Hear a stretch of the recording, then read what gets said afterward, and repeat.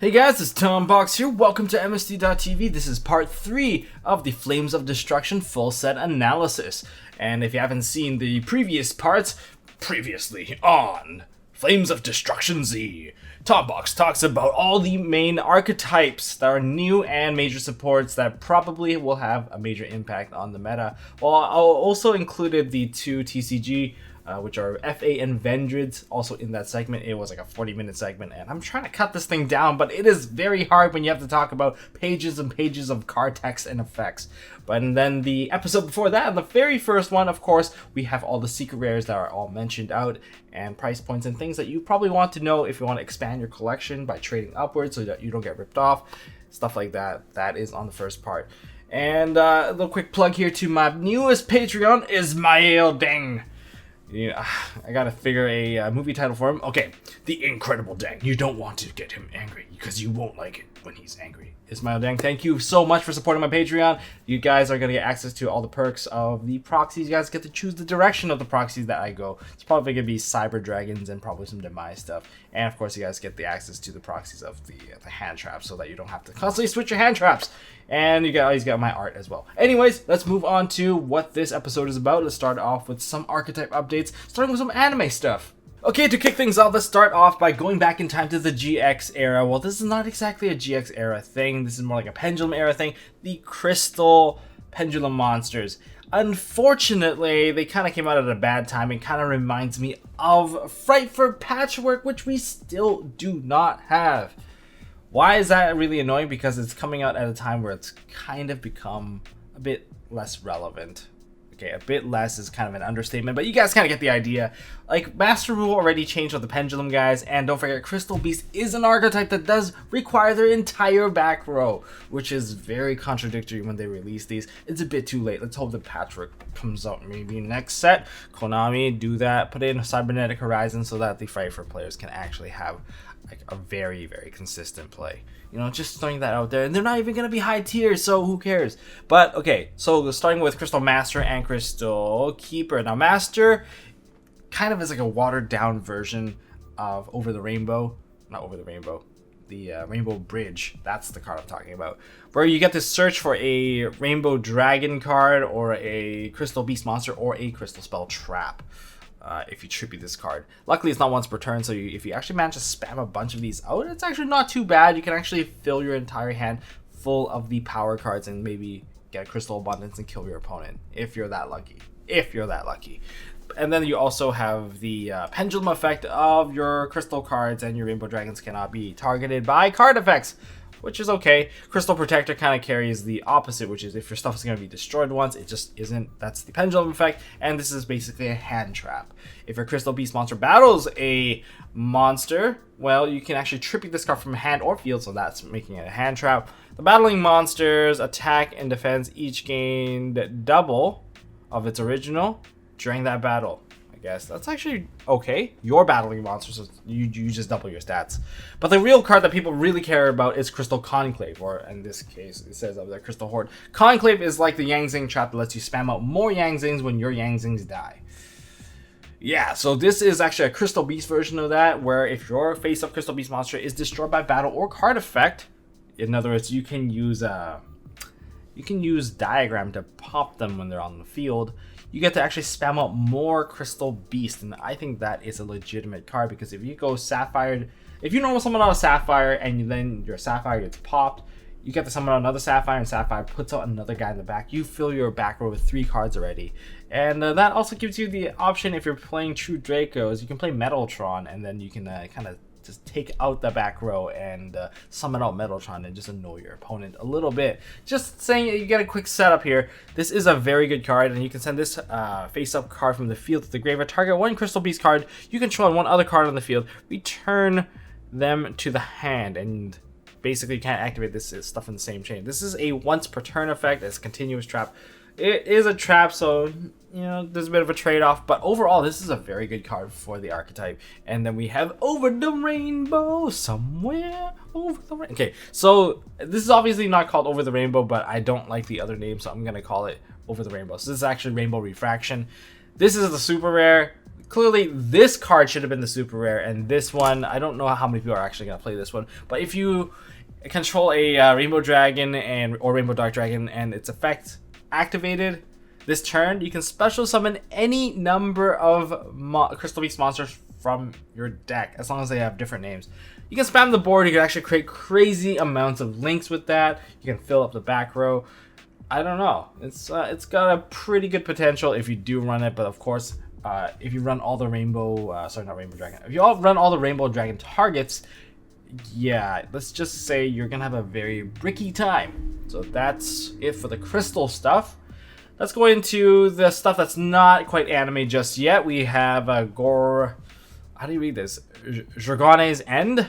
Okay, so Jorgane's End, I should talk about Tindangle Trinity. This is a very awesome monster for the Tindangles, because first of all, if you actually manage to flip this card, you get to special summon out the base Gardna out of the deck. And base Gardna is a key element to starting off most of the plays in the deck. Now, on top of that, if this card is flipped face up, your Tindangle monsters cannot be destroyed by battle while this card is face up. So even if your opponent swings into a face down monster just for no apparent reason, why don't they just clear it with an effect? Well, if they do swing into it, not only do you get to keep this monster, but you also get to keep the monster you special summon out, which is very, very good. But on top of that, if you actually do manage to actually link this monster off, you get to set up your graveyard and start to fill your graveyard with the spells, the support spells, and not only that, you get to add yourselves this card, which is Jorgane's End.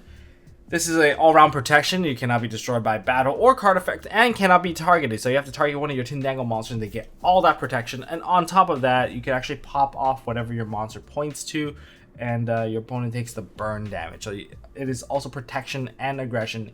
And if you actually combine it with like Euler's Rule or Nagel's Protection, it just kind of adds up all together to make a really deadly combo. But it is Tindangle, so they're not exactly the fastest archetype either. But this is a very good addition to that archetype.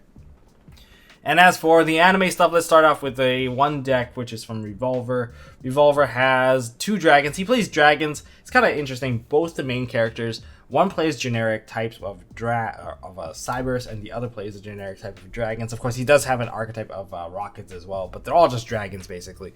So he has Background Dragon and Defrag Dragon.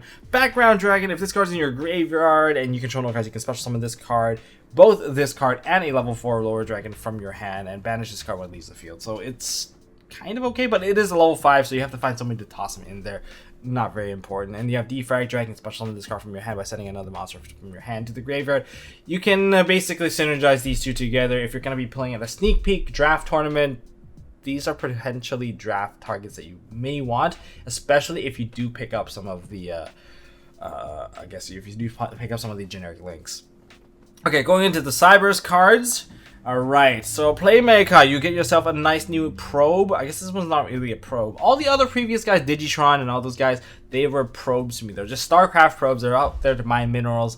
But there is a card in here that will kind of let you play more with these Cybers tiny monsters. So we have Link Streamer. So if you're on Twitch, you gotta send it to Link Streamer, and Link Streamer will do his job to broadcast my stream. But since I don't run this card, therefore I don't have a stream just yet. Okay, sometimes I stream, but anyways, that's enough of that. So whenever Cybers monster is normal summon or special summon, you have to actually summon out a token. So unfortunately, his effect is not, I guess it's not once per turn. It's like not infinite. You only get 1 token per turn. If this card was actually more than once per turn, this would be a very amazing monster, borderline like a way better version of Phantom Sky Blaster, which lets you get into some crazy links. But right now you can actually still use him to get into like a link 3, because you have himself, the monster you summon out, and the token. So it's a bit of a fair trade. It is a Cybers token, so you can go into some of the link ones.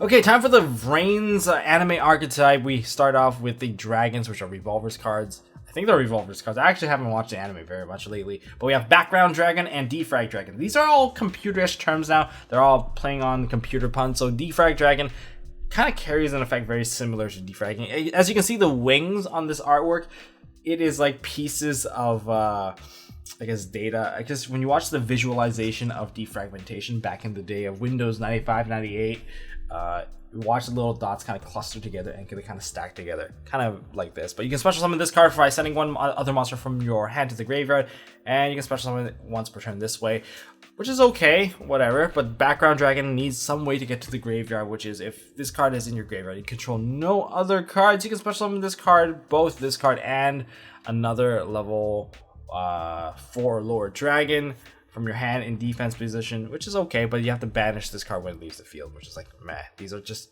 fillers. They're just filler here. This one also has the effect to summon itself out of the graveyard by banishing 3 monsters with the exact same name in the graveyard. You can special summon out this card out of the grave. Kind of like defragging, you just kind of cluster up the similar data clusters onto one area, and your hard drive gets unfragmented. Now we go into the Cyberse monster, we get Protron, an original species found in electronic space. The amount of information on it is unknown. Maybe it carries a terabyte of information. Maybe this is, I don't know. I don't want to mention anything that's going to get this video demonetized. Next, we have Link Streamer. Link Streamer is unfortunately not very good. I wish that effect wasn't once per turn. Then this card could be potentially busted, but it does have decent stats. If you're playing in the Sneak Peek tournament, make sure that you pick up some of these because I think it's actually quite useful with a decent stat of 1800 defense. Prompt Horn, this is like, I don't know how I feel about this card. It's like Rescue Rabbit seems to do a better job at actually bringing out monsters. This one you can spam the entire board with one card, but Treasure Panda can also do the exact same thing as long as you have stuff in the grave. So this is why I don't know how I feel about this card. You just need to tribute a one level 4 or lower Cyberse monster. You can special summon as many Cyberse monsters from your deck or graveyard whose total level equals to the tributed monster. But then you have to banish them during the end phase. But you're never going to banish. You're going to go into some fat Link play when you're going to do this. So yeah, there's that. But yeah, that's one of them. So I guess this is the super rare of the Cyber support. We have Degrade Buster. Cannot be normal summon or set. You can special summon this by banishing 2 Cyberse monsters. So okay, easy summoning condition. I think anyone could technically run this because if they run like Link Spiders, Link Rebo, Decode Talker, this is just an easy fill immediately. You can target one monster your opponent controls whose attack is higher than this one, and then you can banish it till the end phase, which gives you a bit more control. So in other words, it's a 25-25 threat, which they cannot clear with a threat that's larger unless their monster is not targetable, like, I don't know, I guess Cosmo Dark Destroyer or something like that. Kind of an awkward example. And then there's a Backup Operator, another way of special summoning a card and bouncing another card back to your hand. And there's Cybersal Cyclone. This quick play spell is... well, it basically is like an anti-Link card where you can target one Link monster your opponent controls. You can banish one of your monsters with the same Link rating in the graveyard, and then you get to destroy it. However, if you do banish a Cyberse monster, on the other hand, you get to actually pop a spell or trap, face-up spell or trap that your opponent controls.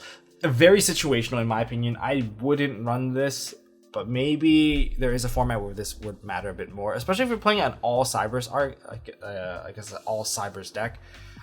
You could potentially run this, but I think there are better options like Raigeki and maybe Dark Hole, and there's just way better options for just clearing your opponent's monsters and perhaps going into some better links like the Nightmares that can just remove the guy.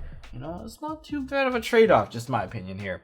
Alright, now to some support characters. We have Go, and Go is known for playing Goki with his Ogres. Now, we do already have another Ogre. We have Great Ogre, we have Thunder Ogre. Great Ogre is really good at weakening your opponent's monsters, and then the Thunder Ogre is very good at giving you additional summons and kind of synergizing additional plays and extending your combos perhaps a little bit further. But there are a couple cards that I want to mention here that are quite useful. Now, this one is a very good standalone monster. It has a quick effect that does also carry a negation effect. So if you do summon out this Ogre, I would prefer it if you already had a monster that this monster is pointing to, just in case your opponent has like monster effects or card effects that you can use against you. However, it is like something I want to know that it is a quick effect. Once per turn, you can return any number of your Goki monster that this card points to, and then target that many face-up cards your opponent controls, and they have their effects negated until the end of the turn. So it's any card. So if they try to use like a bottomless trap hole, you'd be like, bounce my guy, negate your bottomless trap hole. Overall, it's actually pretty damn good and very protected. And this monster also clears all your opponent's monsters. They can attack all your opponent's monsters, and but there is a catch. You have to attack with the highest attacking one first. Yeah, so if it's tied, you get to choose. But yeah, that's the new boss monster. It is an ultra rare. Price point wise, doesn't really need a price point. I'd say it's like a $5, not even, probably like a $2 to $3 card in my opinion. And we have Octo Stretch. Octo Stretch is a hand trap. It's just a damage haver. You can have the damage from attack, or you can have the the damage from an effect. It's a quick effect, and you can just ditch it and just do this. And again, being a Goki monster, whenever it is sent to the graveyard from the field, you get to add yourself a new Goki card from the deck. And Goki spells are really good right now, especially if you don't know already. There's the Goki rematch, which lets you special summon 2 Gokis out of the graveyard. Yeah, that's amazing. That's crazy synergy. And I'll talk about that a bit more. We have Bear Hug, which is literally Bear Hug. Is a fluffy way to take out your opponent's monster. It doesn't really have any kind of special effects, aside from the fact that upon special summoning or normal summoning this card, by special summon, it's only by a Goki card effect, you can have the attack of one of your opponent's monsters till the end of the turn. That's it. Again, send to the graveyard, get yourself a new Goki card. So that's like their gimmicks. Like the floating deck of the past century, kind of built into Lynx. Now, this is a card that I kind of want to talk about. Goki Face Turn. This card, target 1 Goki card you control and 1 Goki monster in your graveyard. Destroy that Goki card on the field, and then if you do special summon the other one that's from your graveyard. You can only activate these once per turn. However, this is actually pretty damn good, because remember, all the Goki monsters, when they're sent from the field to the graveyard, you get to add another card. In other words, if you have 1 monster on the field already, and you have a couple of guys in the graveyard, what you can do is you use this card, pop your current monster, and then special summon the other one. And since the other one got sent to the graveyard from the field, you could add rematch, and then now you can activate rematch and get 2 guys back. In other words, it's just full-on synergy.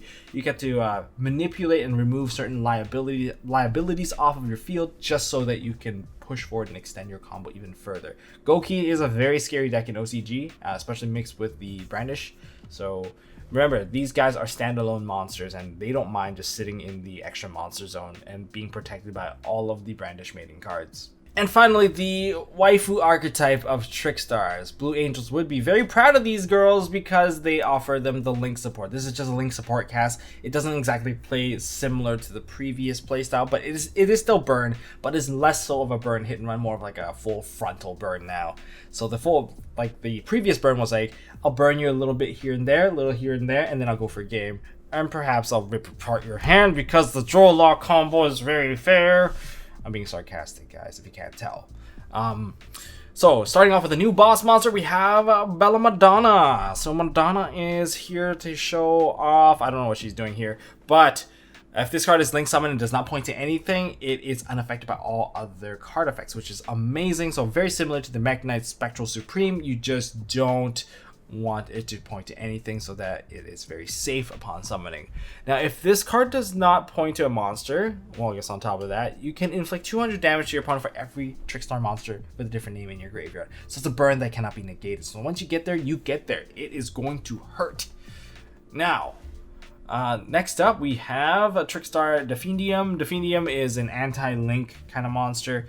It lets you recover stuff that's banished, but it does require your opponents to run Link monsters, so it is a more situational card, but it can help you retrieve cards like Reincarnation, or if your cards got banished by Call by the Grave, you get to get them back and boost her attack by 1,000. She is a Link 3, so you have to think about that. Now, Bloom is the one card that I really care about because it is the Link 1. It requires a level 2 or lower Trickstar, which is very much limited to the Mandrake and the Nightshade. But Bloom, once you make her, you can make your opponent draw a card, so you can actually trigger off Licorice to actually give additional burn. Perhaps it's going for game, maybe? If it's not going for game, I don't know. But it also offers a different way to burn your opponent. Now, Licorice lets you burn from every card added. The Cantina lets you burn for every spell. I guess Madonna burns for every Trickstar in your grave. She lets you burn for every card in your opponent's hand. And it's 200 for each. This is like a little secret barrel available to you. So, but your monster that this card points to must be destroyed by battle or card effects. So if you somehow can pop this the monster points to, maybe with a Draconic Diagram or something like that, you can do some serious damage. But if you do pop it like that, you're not running at light stage. So something to think about. Now for the monster lineup in the main deck, we have Shakunij, which is known as Rodode. This one lets you special summon out Trickstar Link monsters out of the graveyard, but discarding a Trickstar card. So you can actually throw Reincarnation away into the graveyard and then kind of get your monsters back. So it's like almost like a double summon, double special. But she's okay. We have Nightshade. Nightshade, you have to be very careful on how you combo her, because you can actually use her alone just to go into Link 3s. Because her effect is when she's used as Link material for a Trickstar monster, you can special summon her out of the graveyard. And you will banish her when she leaves the field. Combined with the Light Arena. Light Arena basically does a very same effect, which is if you do link someone with a Trickstar monster, you can target one of the Trickstar monsters in the graveyard, and that was used for a link material, and you can special summon that in defense mode. So in other words, it has to hit one of your main deck monsters, because link monsters don't have defense mode, and the effect's negated. So you can go into the Bloom, and then use the Light Arena's effect, special summon her back out, and then you go link again, and then use her effect to come back, and then you can go into a 3. So in other words, you can actually go pretty far with this with a single summon. You can even use 1-for-1 to actually bring her out, but that's just one of the combos available. Now Mandrake is a bit of an underwhelming card. I think she's just a bit too situational, because if you use her as a link material for a Trickstar monster, you get to pop a monster that your opponent link monster points to. It's very much a mouthful. And if she does get sent to the graveyard from being sent from the hand, she gets special summon herself out, but she does get banished. In other words, you won't get to get that trigger anyway. So that trigger is not even very consistent overall. That's just my opinion. Now we can actually talk about Light Arena. Light Arena, very similar to Light Stage, except that it's not as good. First of all, it doesn't search a card when you activate it, but when you do link summon, you get to revive monsters that are link materials. So that's something that you have available. You negate their effect, and it has to be main deck monsters because of the defense mode clause. And on top of that, it also carries the effect of stunning one of the back rows. And while this card is on the field, that set card cannot be activated until the end phase, and your opponent must activate it during the end phase, or else it is returned to the hand. So not popping the card, a bit of a downer right there. But if it's a trap they can't activate, who cares? If it's Solemn Strike, you can just keep on stunning that same thing and make him reset it all the time. Now we have Trickstar Bouquet. This is more of pushing onto the attack front, where you can target a Trickstar monster you control and one face-up monster on the field. Return the Trickstar monster to the hand, and if you do, you can gain the attack equal to the returned monster's attack. This is particularly good to synergize with Licorice, because Licorice can obviously summon herself back out after the swing happens. So imagine if you have a Licorice and a Lilybell. You just go activate Bouquet, target the Licorice and the Lilybell. Lilybell will now be able to attack directly for much more, so I think she can hit for 24, and then you bounce back that Lilybell and summon out that Licorice. Or perhaps there's another Licorice in the grave already. Now you have 2 Licorice, and you can spam 2 of them out. You know, yada yada yada. You guys know how to combo. Okay, time for the setup of the underrated, the remaining cards. I kind of want to talk about this in sections. This top row here, we have the extra deck stuff. The second row, we have all the notable cards, most of the underrated cards that you should be aware of. And then we have add-ons and situational, which are kind of like the bottom, where they just throw an additional card at you just so that maybe they're trying to appease you or something like that. But let's actually get into the first lineup, which is the lineup that you guys care most about, which is the linked extra deck, I guess, toolbox. We have the Firefighting Daruma doll. This is a beast support. It gives beast players access to a back row popper, but let's talk about it right now. It requires 2 beast or wing beast. So in other words, all types that stay beast, this is what you use to make them. It requires 2 of them, and for all the beast archetype, or not beast archetype, but the beast type, you get 100 attack for each beast, or beast, and wing beast.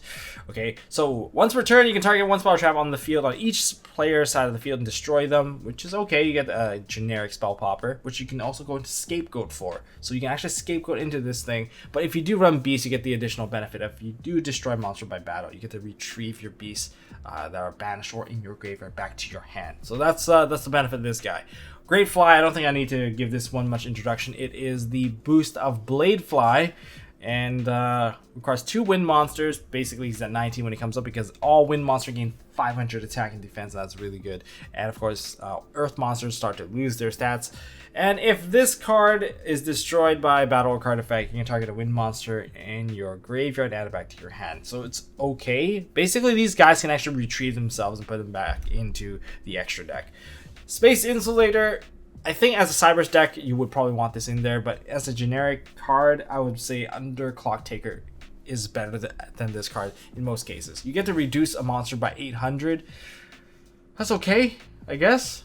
It's not the greatest, but it is there. But when a Cyber's Link monster is link summoned to your field while this card is in your graveyard, you get to basically tag him out. I think if you actually go into a Decode Talker, this card is not too bad because you immediately get Decode Talker to be boosted by 1. You can still tribute him and use him for a tribute summon, so that's still all available, but that's just my opinion about the Space Insulator.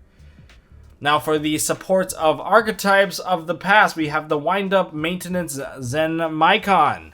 So Zenmaikon, I don't really want to talk about this guy too much. It is an 18 beat stick. You get to charge up a link monster. Sorry, you get to charge up a Xyz monster that is, well, I guess a wind-up monster. And when this card is link summoned, you get to add a wind-up card from the deck to your hand. So overall, the moment you make them, you're not getting a minus. 2 monsters go into 1, but you add a card back. That's pretty good. And then you can banish a face-up wind-up monster you control and special summon one with the same name from the deck. In other words, it gets to refresh your effects.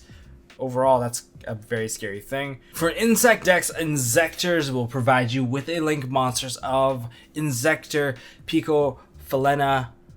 This is a Digesto Emerald for insects. That's what it is. You can target 3 insect monsters in your graveyard, shuffle them back into the deck, and draw 1 card. I don't think it requires them to be exactly 3, so if you do manage to remove one of those monsters, you will still continue to draw, based off of what I'm currently reading. If it says exactly 3, then yeah, that's a little bit more strict. Now, if this card is link summoned, you can discard a card and then target one of your insect monsters you control and then equip it with a card from the deck. In other words, you can actually immediately fetch out a Hornet. That's not too bad at all. And then the equipped monster has the effect of gain 500 attack and defense. And then as for our flip monster, Shaddoll Construct, welcome back out. Nope, you're not back under the ban list yet, but your weaker sealed up body is still available. Now, 2 flip monsters required to make this Shaddoll Construct. It is, I believe, a fairy. It's, I guess, one of those Nephilim cards. And during your main phase, you can fusion summon a Shaddoll fusion monster from your extra deck using monsters from your hand or on the field as fusion material. Okay, so she acts as a Shaddoll fusion, and if this card is in your graveyard, you can send 1 Shaddoll card from your hand or face up on the field to the graveyard, and if you do, special summon this card. So in other words, you can trigger off other various Shaddoll monster effects, because if they're sent to the graveyard via card effects, they do trigger, and the sending effect is not a cost. So I guess it's an okay card. It only has 1200 attack, so it's a lot weaker than most. And the last card on the extra deck row, we have a support for the Guardians. If you play Guardians, well, congratulations. If you play against me, you will automatically win because I have no idea what you guys do. I just know that you guys draw a lot of cards, you guys reveal a lot of cards, you guys spam a lot of cards, and you try to go for an OTK. And this guy or girl, this geisha, is probably part of that situation, part of that formula, and I don't know what she does. I just know that she's a synchro tuner, and when you synchro with her, everything's level 2. So I'm guessing that's how you go into your boss. You put like 5 dudes on the board, and then all of a sudden you synchro, and then that's it. You have the big boss monster. But what does she do exactly? Once per turn, you can activate this card effect. Skip the draw phase of your next turn. Draw 1 card, and if you do, show it. So you get an additional draw on the turn, but you do lose your draw phase. And if it's a Flower Guardian monster, ignore its summoning condition, and if you do, it can also attack directly. So you get to spam out a card, and it can attack directly. Let's hope that it's not a big beat stick, because most Guardians, they're like 100, 1,000, and somewhere along that line. Let's just hope that I'm not butchering that effect too crazily. For notable cards, I'm going to start off with Limit Code. Limit Code is a very interesting card due to the fact that it lets you special summon a Code Talker out of the extra deck. So it's not really a link summon, but you just basically get a free summon that perhaps is a 3 material monster or less, depending if you ever have Code Talker. We don't have Code Talkers yet, but we have Decode Talker, Xcode Talker, Encode Talker. These are all Talker monsters that we have available, so you can actually summon them as long as you have a Cyberus Link monster in your graveyard, such as Link Karibo, Link Spider, and perhaps Underclock Taker. Is that Machine? I might be wrong. Just don't quote me on that one.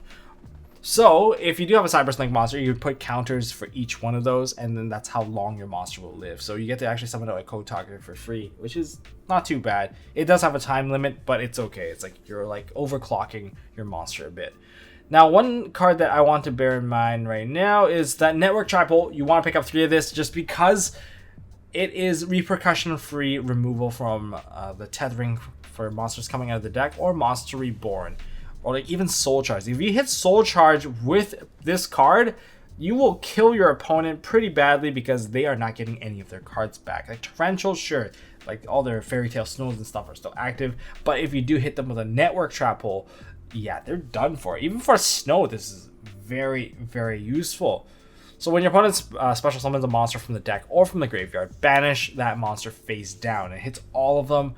You can add that to your Trap Trick Fleege arsenal, but depending on the format, and even now, it's actually not too bad, and it's just as repercussion-free trap hole. Monster Reborn. Reborn is the entry card you get for going to sneak. It is an ultra rare. You get, I guess it's okay. Your opponent gets to choose what they reborn. If you only run the same monster over and over again, well, it doesn't really matter. But then you do lose the other monster. They do get banished. So, yeah, just be careful. Light of Sekka, or Sekka's Light. This is the Mermail card. I believe not only do Mermails play this card because they don't run a lot of spells in their deck. You can't activate spells once you activate this card. You get to draw 2 cards. It's Pot of Greed. It has a very beautiful artwork featuring Denko Sekka, my favorite monster. Yeah, I seem to like degenerate monsters, apparently. Now, in terms of this, you can still activate other copies of Light of Sekka. In other words, making like a 40-card deck. If you do draw this card, you get quite a bit of advantage, especially if you only need to use monster effects. Now, on top of that, it does have a grave effect as well, where you can banish this card from the graveyard, reveal 1 monster in your hand, shuffle it into the deck, and draw 1 card. You get to flex your hand, and you get to draw extra cards, but you can only activate 1 copy per turn, which is okay. A good restriction. It could have been less, but then I think that would have been broken if that was the case. And you get to actually see Denko Sekka's crazy, crazy artwork. I really like this card. The artwork is beautiful too. Unfortunately, it's only a rare, so there you have it. Oh yeah, Super Heavy Samurais. I believe you guys play this card as well because you don't really need to run spells and traps. Bound Link. I think this is Saryuja's effect kind of nerfed down and not as good. But it does let you target a Link monster you control or in your graveyard. Return it back to the extra deck, and if you do, you draw cards equal to its Link rating. So you can, right now, the maximum draw you can get is 4, but then you have to also put cards to the bottom of the deck equal to that 4. So instead of 3, you get, well, nothing. In fact, overall, it's a minus to activate this card because you're just netting 1-0. But if you do actually manage to get to retrieve one of your boss monster, and then you eventually get to make it again. So there is a longer term play that you can actually use this card for. And there's actually a lot of draw based cards, such as this other one here. I feel so bad for Sad Goblin. Sad Goblin seems to never get the end of it. He gets like a crappy fortune telling. He gets the worst t-shirt present. Now he gets I guess he's on child duty. Maybe he got invited to a party and he thought it was a costume party, so he's all dressed up, and no one. And then apparently it's like a business party. Yeah, I feel sad for him. But this card effect, on the other hand, target 1 face-up monster opponent controls. Discard cards equal to that monster's level, and if you do, draw cards to the number of cards you have discarded, and then you compose that monster back to the hand. Awesome, awesome card in my opinion. But if your opponent's playing high level, you're never going to be able to activate and resolve this effect because it's very specific that you have to discard equal to that monster's level. So if they have a level 7, you're never going to have a 7-card hand. So that's just not possible. But if they do summon a 4, say you're playing Dark Worlds or BA or something that do have some level of grave synergy, this is a very decent card to open because you get to fix your hand, you get to fix your next turn. Perhaps you get to actually even go 8 turns ahead of your opponent because you put 4 cards in the grave and you have to draw 4 cards. That completely fixes everything. But the unfortunate part is the order. You're discarding first before you draw.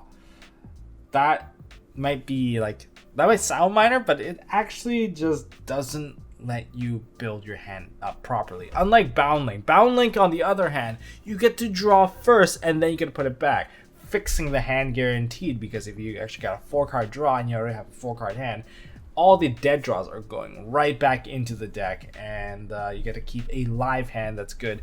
This one, you better already have a good hand on the other hand and stuff that you want to throw into the graveyard before you actually get to use this. So yeah, there's that. Waking the Dragon is a very, very fun card.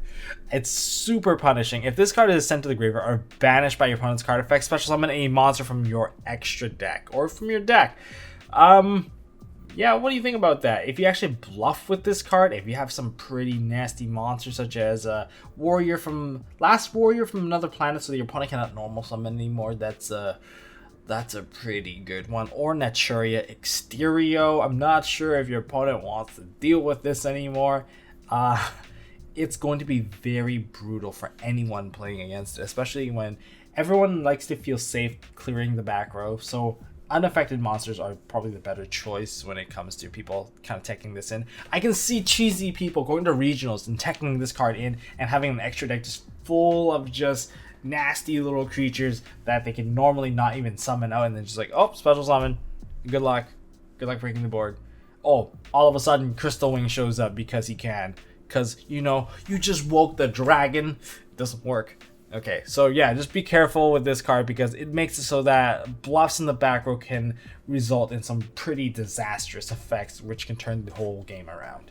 Alright, time for a quick shotgun rundown of all these remaining cards, even though one of them is an ultra rare, but it is not a card that you should be paying too much attention to. You have Solar Battery Man, basically a flex choice. If your whole team call for a role, this guy's the one that calls last. He just fills any role because he can change his name to any other battery man that's on the field or in the graveyard. Normal summon, you get to throw a Thunder monster into the graveyard, and if you do summon another monster, you get to summon out a battery man token if that monster was Thunder. Okay, so we have Dark Lord Divinity. You get to gain life points equal to the attack of a Dark Lord monster that's from your hand or face up on the field to the graveyard. Okay, that's kind of cute. Effect monsters on the field has its effects negated until the end of the turn. So in other words, it is a very good board negation. So that's a pretty good card. Now we have the Premature Burial for the Monarchs. Basically, you get to activate this card, target a Monarch stat card, and the special summon, and it also counts as 2 tributes. Okay, so it's a 2 tributor. Then we have Staring Contest. This card is kind of a fun mechanic where if anyone summons into the extra monster zone, you get to move one of your opponent's main monster or your main monster zone monster in front of the extra monster zone that was recently summoned to. So that's it for this card, but then it's pretty good for the Mech Knights because Mech Knights want to stare you down, especially if they run the actual spells and traps. Not like Mech Knight and Vogue, which just use them for their names and their ability to tag. But if you do run more stuff, this is the one card that you probably want to try out because shifting stuff left and right is pretty slow. If you get to immediately jump to the situation, I think it's a bit better. Then we have Timaton. This is the Steel Dragon. It is a dragon after all. It looks like kind of looks like a Stardust. Maybe it looks a little bit like a Firewall. But anyways, this card is a column-based card. You can special summon this card when there is a column with 3 or more cards, and then you can special summon this card from your hand. I don't think it actually has to summon into that column, but when you do summon this card, destroy all other monsters in this card's column, and unused zones cannot be used. You actually eat up a whole column. You can actually make it very trippy for your opponent to play, especially if this is in an extra monster zone. You can lock out an extra monster zone, which can be quite annoying. So this is an ultra rare, but it's like maybe a $3 to $5 ultra rare. Another column based card that's very annoying to play around, we have Yajiro Invader. When this card's normal or special summon, unfortunately it's level 5.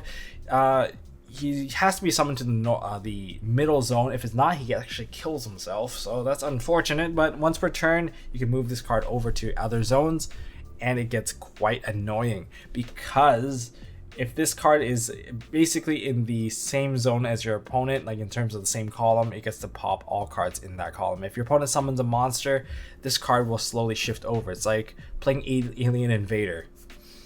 Now we have Watch Cat. Watch Cat, I think, is a bit of an underrated card, to be honest, because It is a level 1 monster that can special summon herself out. And it's such a cute card too. And I know I'm getting a bit tired right now, so during the end phase, if this card is special summoned this turn, you can actually banish this card and then set a continuous spell directly from the deck. So if you actually have this card special summoned during your opponent's turn, then you can actually get something pretty useful for your own turn. Maybe a Tenki, maybe it's like a Heritage. There's probably tons of continuous spells that will probably benefit off of this, but this is a pretty decent card. It's a beast level 1 as well, so. As for 3 Trolling Trolls, I think this is a weaker version, but it is a tuner of like Wolfbark. So 3 Trolling Trolls, when this card's normal summon or special summon, you get to target a beast warrior in your graveyard and change the attribute to this. And then during your main phase, of course, you get to special summon a beast warrior from your hand with the same attribute. However, this does limit you to only special summoning beast warriors for the turn, so it's a very limiting card. This is a counter trap that I really care about. It is Heartless Drop Off. It is basically Mind Crush in some degree, where if your opponent adds a card from the graveyard or from the field back to the hand, you get to crush it, and you get to banish all copies and look at their hand too. So that's actually pretty awesome. This is a direct attacker. We have the Red Hair Mare. I believe it has a different name in TCG now, but if this card has no cards in the same column, you can attack directly. And if there's a card right in front of this card, it basically destroys itself, so that's a bit unfortunate. Now we have Transfamiliar. It's just a column shifter. Target one of the monster you control and move it to another monster zone. And Boycotton is the worst card in this entire set. If your opponent attacks into it, you take the damage for the damage that they would have taken. So even if you set this card, you get to keep it alive, but not really, because if your opponent attacks into it and this card lives, it bounces back to the hand. It's a bit of a waste. You're just taking damage for free. There needs to be some sort of gimmick to be played with this. And you know, coming back full circle, the number 000 TCG exclusive is a Spirit Pendulum monster. I think it's the first of its kind. It is also another column-based card. If this card is normal summon, you can choose one of the pendulum zones. The entire column is sent to the graveyard for the cards your opponent controls, and once per turn, of course, this card bounces back to hand. Unfortunately, it's only getting the effect through normal summoning. So if you do, I guess, special summon this card, it just stays on the field. It doesn't have any sort of no summoning restriction. Now, as a pendulum card, if a monster's pendulum summon, you can actually return this card back to the hand. So it's like a spirit, I suppose, when you do use the summon. And that covers the entire set of Flames of Destruction. A lot of underrated cards here. Lots of like kind of gimmicky cards as well. But I think I've read through every single card except for the one I mentioned at the very beginning, which is Called by the Grave. Just hold on to that card. That card's awesome. There's never too much of that card. If you guys enjoyed this video and somehow bared through all of those cards that you normally not would have read through, hit me up with a thumbs up. If you guys want to see more stuff from MST.TV, I think I'm going to start posting the Yugi-Tuber Grand Championship live games where I actually converse with my opponent, because all those games I actually talk with my opponent. And we had a conversation. I'm just going to keep them raw, keep it real for you guys. I'm going to upload those very soon. And, you know, subscribe to, actually, if you want to see that, like my game versus John from House of Champs and my game versus Hard Like Joe. And as always, don't forget to hold on to your MST.TV.